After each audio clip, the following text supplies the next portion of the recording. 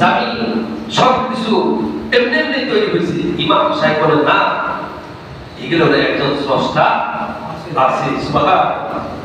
নাস্তিক বলতেছেন আমি বিশ্বাস করি না, এটা একজন স্রষ্টা আছে। তখন ইমাম সাহেব বললেন যে অবশ্যই এই জমিন আকাশের মালিক একজন আছে, তিনি হচ্ছে আমার আল্লাহ। তিনি কে? আবার তিনি কে? একটা বাহাস হবে, একটা দিন তারিখ সময় নির্ধারণ করা আছে, দিন তারিখ নির্ধারণ করা আছে, অমুক দিন অমুক সময়ে সকাল 10টার সময় বাহাস হবে। কি হবে? বাহাসের মধ্যে যে জিতে যে হার, ইমাম সাহেব ইমাম আবু হানিফা বললেন আচ্ছা অবশ্যই আমি বাহাসে শামিল হব ইনশাআল্লাহ। তা আগামীকাল বাহাসের তারিখ, বাহাসের মধ্যে সকল লোক উপস্থিত হয়েছে, কিন্তু ইমাম আবু হানিফা রাহিমাহুল্লাহ আসতেছেন। তখন নাস্তিক বলতেছে যে এই যে দেখছো তোমাদের ইমাম সাহেবের কাজ করবা, এখানে কিন্তু এই সময়ের মধ্যে থাকার কথা, সময় অভাব হয়ে গেছে, তোমাদের ইমাম সাহেব পারবে না বিদায় আসার সাহস পাই নাই। তাহলে বোঝা গেল যে আমরা কয় মানুষ বিদায় বিদায় অনেক সময় পরে ইমাম আবু হানিফা রাহিমাহুল্লাহ আল্লাহ তাআলা তার কবরটাকে জান্নাতি বাগান বানিয়ে দেন। বলেন আমিন। আরো জোরে বলেন আমিন। ইমাম সাহেব অনেক পরে যাওয়ার পর নাস্তিক বলতেছে ইমাম সাহেব আপনার সাথে কোনো আজকে বিতর্ক করব। কেন করবেন না? যে আপনি সময় অবাক হয়েছে, যে সময় থাকার কথা ছিল সেই সময় আপনি আসেন না। ইমাম সাহেব বললেন আপনি তো আমার কথাটা শুনবেন, আমার কি জন্য দেরি হয়েছে কিন্তু শুনবে তো আপনি। কয়টা শোনা আমার প্রয়োজন, বুঝতে পারছি আপনি আমার সাথে তর্কে পারবেন না। ইমাম সাহেব বললেন আমাকে একটু সময় দেন, আমার কি জন্য লেট হয়েছে। ইমাম সাহেব বললেন আমি আসার পথে একটি নদী দেখলাম, খাল দেখলাম, কোনো মাঝি নাই, কোনো নৌকা নাই, আমাকে এই পার থেকে ওই পারে নিয়ে যাবে। আমি কিছু সময় দাঁড়িয়ে রইলাম, আর হঠাৎ করে একটা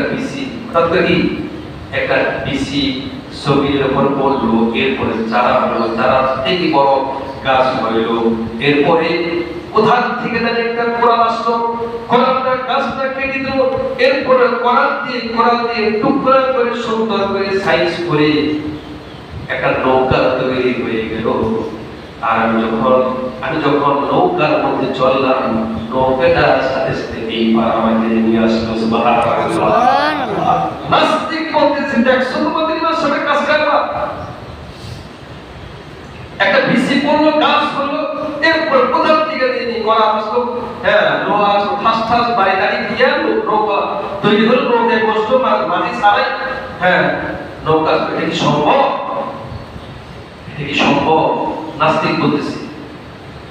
ইমাম সাহেব বলেন নাস্তিক এটা যদি সম্ভব না হয়, নৌকা তৈরি করতে যদি একজন স্রষ্টার প্রয়োজন হয়, একজন মানুষের দরকার হয়, ঠিক না বলেন? নৌকা তৈরি করতে গেলে যদি একজন স্রষ্টা, মানে যে তৈরি করে তাকে স্রষ্টা বলে, তাকে কি বলে? স্রষ্টা বলে। মূল স্রষ্টা না, মূল স্রষ্টা হচ্ছে আল্লাহ। সুবহানাল্লাহ। ইমাম সাহেব নাস্তিক বললেন এটা কি সম্ভব? একটা নৌকা তৈরি করতে গেলে দীর্ঘ সময়ের ব্যাপার, তাহলে এত তাড়াতাড়ি নৌকা হবে এটা আমি মানি না, বিশ্বাস করি না।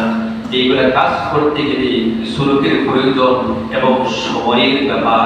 তখন ইমাম সাহেব বললেন নাস্তিক এটা যদি মানুষের প্রয়োজন হয়, সময়ের প্রয়োজন হয়, মানুষ সারা সময় সারা যদি নৌকা তৈরি করা সম্ভব না হয়, মনে রাখবে নাস্তিক আকাশ আর জমিনের বাড়ি অবশ্যই আল্লাহ আছে, এই আসমান জমিন এমনি তৈরি হয় না। আল্লাহু আকবার। নাস্তিক বললেন ইমাম সাহেব, নাস্তিক ঠিক বললেন ইমাম সাহেব, আমি বুঝতে পেরেছি। আমি মনে মনে আমার একটা ধারণা ছিল, কল্পনা ছিল, আমি অবশ্যই আজকে জিতবো, বিজয়ী হবে, তুমি হেরে যাবে। ইমাম সাহেব আমাকে যে যুক্তি দিয়ে বোঝাইলা, আমাকে যে সুন্দর করে তুমি বোঝাইতে পারলা ইমাম সাহেব, আমি আমার দলবল যা আছে সাথে সঙ্গীত নিয়ে, ইমাম সাহেব আপনার হাতটা বাড়িয়ে দেন, আমি এই মুহূর্তে সকল জনতার সামনে কালেমা পড়ে মুসলমান হয়েছি, লা ইলাহা ইল্লাল্লাহু মুহাম্মাদুর রাসূলুল্লাহ সাল্লাল্লাহু আলাইহি ওয়াসাল্লাম। এই হলো আল্লাহ, এই হলো কি? আরে বলে এই হলো আল্লাহ। এজন্য আল্লাহ তাআলা পবিত্র কালাম, সূরাটির নাম কি বলেন তো? লুকমান। বলেন আমার সবাই বলেন সূরার নাম কি? লুকমান। লুকমান, সূরা লুকমানের মধ্যে রব্বিল কারীম বলেন, ইন্নাল্লাযীনা আমানু ওয়া আমিলুস সালিহাতি লাহুম জান্নাতুন নাঈম। ঠিক এইভাবে তরজমা যদি থাকে বা দর্শক খুলে দেখেন, নিশ্চয় যারা ঈমান আনবে, আমল করবে, বিশ্বাস করবে, ভালো কাজ করবে, তাদেরকে আমি আরশে আজিমের মালিক তাদেরকে নিয়ামতে ভরা সুখ উদ্যান একটা জান্নাত দান করব। সুবহানাল্লাহ। কি দান করবে? বলেন কি দান করবে? জান্নাত। দেখছেন কারা কারা? কতদিন আপনি দেখছেন? জান্নাত আপনি কেউ দেখেন? বিশ্বনবীর মুখে শুনেছি। সুবহানাল্লাহ। জান্নাত দিবে, এই ওয়াদাটা কার? আল্লাহ। আচ্ছা, মানুষের ওয়াদা আল্লাহর ওয়াদা কিরকম? মানুষ যদি একজন মানুষের কাছে টাকা নেয়, আগামী কালকে দিব, 6 মাসে কোনো খবর থাকে না। মানুষ যদি বলে ভাই আমি তোমার সাথে আগামী কালকে 10টার সময় সাক্ষাৎ করব, 7 দিন পরে ফোন দিয়ে আমি উপস্থিত থাকতে পারলাম না, এই হলো আমাদের অবস্থা। ঠিক না বলি? আল্লাহর ওয়াদা কি এরকম? কথা বলেন। আল্লাহর ওয়াদা কি জানেন? আল্লাহ বলেছে, বান্দা তুমি যখন আমার প্রতি ঈমান আনবে, পরিপূর্ণ ঈমান, পরিপূর্ণ যখন ঈমান আনবে, আমল করবে, আমলে সলিহ করবে, ভালো ভালো কাজ করবে, বান্দা আমার ওয়াদাটা শুনো। কারণ বলে কার আলোচনা কি বোঝা যায়? আপনার অসুবিধা হবে না? স্পষ্ট বোঝা যায় তো নাকি? আল্লাহ বলছে আমার ওয়াদা। কার ওয়াদা? পৃথিবীর কোন মানুষের কথা নাই, কোন খাজা বাবার কথা নাই, কোন মোল্লার কথা নাই, কোন আলিমের কথা নাই, কোন এমপি, মন্ত্রী, প্রধানমন্ত্রী, কোন রাজা বাদশাহ, কারো কোন কথা নয়। আকাশ আর জমিনের মালিক বলেছে, বান্দারে তুমি যখন ঈমান আনবে, আমল করবে, অবশ্যই তোমাদেরকে জান্নাত দিব। আল্লাহ বলেছেন, খালিদিনা ফিহা ওয়া'দাল্লাহি হক ওয়া হুয়াল আজিজুল হাকীম। আল্লাহু আকবার। আল্লাহ বলেন, আল্লাহর ওয়াদা যথার্থভাবে তিনি পালন করবেন। সুবহানাল্লাহ। আল্লাহ বলেন, আল্লাহ ওয়াদা তিনি যথার্থভাবে তিনি পালন করবেন, তিনি পরাক্রমশালী, প্রজ্ঞাময়, জ্ঞানময়। সুবহানাল্লাহ। জান্নাত দিবে। জান্নাত সকলে চাইতো? জান্নাতে যাওয়ার পর সেখানে কোনো হালাল হারাম থাকবে না। দুনিয়ার জীবনে হালাল হারাম সব জায়গায় যেতে পারবেন না, সব কাজ করতে পারবেন না। জান্নাতে যা চাবেন তাই আপনাকে দেওয়া হবে। সুবহানাল্লাহ। সুবহানাল্লাহ। একজন হুক্কা খায়, কি খায়? হুক্কা কি দেখছেন?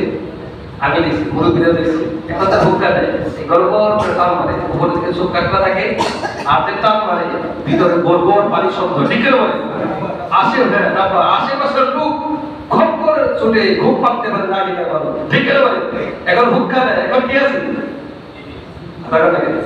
এই দিয়া করে স্মৃতি হারিয়ে তারপরে টান মারে, টান দেয়, ফু দেয়, আবার দেখি ফু যায় বন্ধু। ঠিক করে বলে।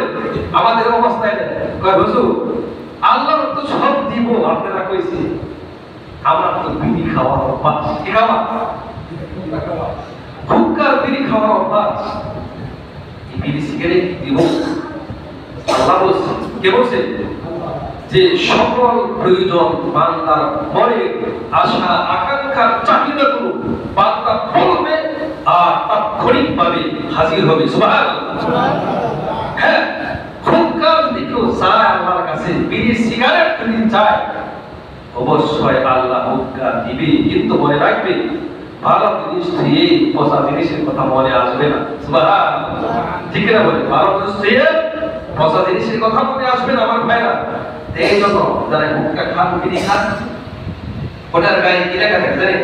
সাত ধূমপান, সাত কি? ধূমপান স্বাস্থ্যের জন্য ক্ষতিকর, তারপর খায়। কোনো আবিরের মধ্যে, কবরের মধ্যে, কোনো খাদ্য দ্রব্যের মধ্যে যদি থাকে, এটা ডেট অবা বা খাইলে অসুখ আপনার হতে পারে। এটা কি খাবে? খাবে তো ভাই, ঘুরতে ব্যথা করতে। হ্যালো ওসি সাহেব, এই বাজারে এই আবিরের মধ্যে, ফল খাদ্য দ্রব্যের মধ্যে পাওয়া গেছে, এর অ্যারেস্ট করে তাড়াতাড়ি নিয়ে যান। কিন্তু বিড়ির গায়ের মধ্যে লেখা থাকে, প্যাকেটের মধ্যে ধূমপান স্বাস্থ্যের জন্য ক্ষতিকর, তারপর খায়। তারপরে কি হুজুর এটা না খেলে টেনশন কমে না। কি কমে না? টেনশন কমে না। অনেক লোক আছে টয়লেটে যেও বিড়ি খায়, খায় কি না? আর করতেছে না তো? আল্লাহ তাআলা হেদায়েত দান করুন। আমি আপনারা খান, প্রত্যেকদিন 5 প্যাকেট করে খান, তাও আমার আসে, কিন্তু আমার কর্তব্য। ঠিক না বলি? ধূমপান স্বাস্থ্যের জন্য ক্ষতিকর, ডাক্তারও জানে, তারপর ডাক্তারও খায় কয়েকটা মানে। ঠিক না বলে ভাইরা? এই জন্য আল্লাহ তাআলা আমাদেরকে ধূমপান থেকে, আপনারা দেখছেন হিন্দু যখন মারা যায়, হিন্দুরা যখন মারা যায়, আমি দেখছি সরাসরি দেখি নাই, ভিডিও ফুটেজে দেখছি, ওদের প্রথম কাজটা কি জানেন? বলেন তো? প্রথম কাজটা হলো হরে রাম হরে কৃষ্ণ কহে, এরপরে কিছু আগুন মুখে দেয়। কি দেয়? এরপর আগুন মুখে দিয়ে সেটাকে লাশ মানে বড় হয়। হ্যাঁ, নরকে যাবে, স্বর্গে যাবে। তাহলে আপনি জীবিত থাকতে যদি মুখের মধ্যে আগুন দেন, মৃত্যুর পর কি হতে পারে? ঠিক কিনা বলি? আমার ভাই আরেকটা মশলা বলি, বিড়ি কতটুকু খাওয়া জায়েজ বা নাজায়েজ আপনারা বুঝে নেবেন। কাঁচা রসুন আছে না? কাঁচা রসুন, কাঁচা পেঁয়াজ, শুধু কাঁচা রসুন, কাঁচা পেঁয়াজ যদি কেউ খায়, আল্লাহর রাসূল বলেছেন, কাঁচা রসুন, কাঁচা পেঁয়াজ খেয়ে মসজিদে প্রবেশ করবে তো দূরের কথা, মসজিদের নিকটেও যাইও না। সুবহানাল্লাহ। তাহলে হালাল খাদ্য পেঁয়াজ আর রসুন ছাড়া কি বাঁচার কোনো উপায় আছে? কথা কেন? বাঁচার কোনো উপায় নেই, তরকারির মধ্যে লাগবে। তাহলে কাঁচাটা খাইয়া মসজিদে প্রবেশ করবা তো দূরের কথা, নিকটবর্তীও হয় না। তাহলে বিড়ি সিগারেট খেয়ে মসজিদে ঢুকেন, আরেকজন আল্লাহওয়ালা লোকের পাশে দাঁড়ান, মুসল্লিরাও কষ্ট পায়, ফেরেশতারাও কষ্ট পায়, আল্লাহও কষ্ট পায়। এই জন্য আপনি গুনাহগার হয়ে যাবেন। আল্লাহ তাআলা আমাদেরকে এই কথাগুলো বোঝার তৌফিক দান করুন। আমিন। তাহলে আপনারা তো আগে আসেন না, আসলে আগে আসলে আমি যথাসময়ে আলোচনাগুলো ছাড়তে পারি। তাহলে আজকে আমরা আলোচনা করলাম সূরা লুকমান থেকে। কি দেখি?